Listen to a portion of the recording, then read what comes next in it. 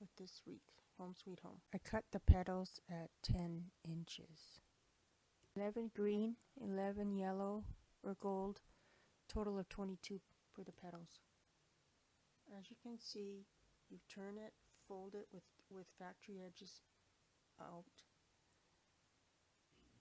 and then you bring them together, and then you pinch them, you pinch them, and then you should have roughly a 4-inch tail.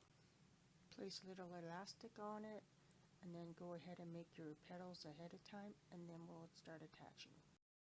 Once you're done with the green petals, getting them ready, start with the gold.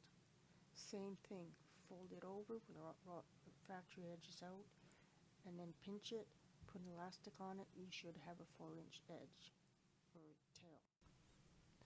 Okay, now once you get them done, you start attaching it. I think I started with the gold, and you zip tie it on, and then you just keep layering them, making sure that you kind of turn it so it's like a spiral as you're doing it. You continue on all the way till you get all your petals on, and it should be a total of 22 petals. Now we're ready to add our sign, so we need to make sure that we get it to where the position that we want. Back of the wreath. Now we can add the sign, get the sign ready. So you put your cable mounts on, then you put crazy glue around the outside or hot glue, whichever you have, and you let that dry. Then you add your chenille stems, and then you attach the sign.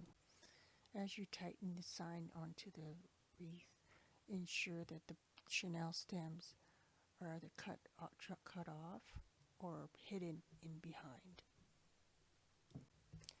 Now just go around and make sure that all the edges are tucked under each other to make the spiral, and so it's neat and tidy. Now I'm adding a piece of chenille stem to make a hanger so I can hang my wreath on the wall.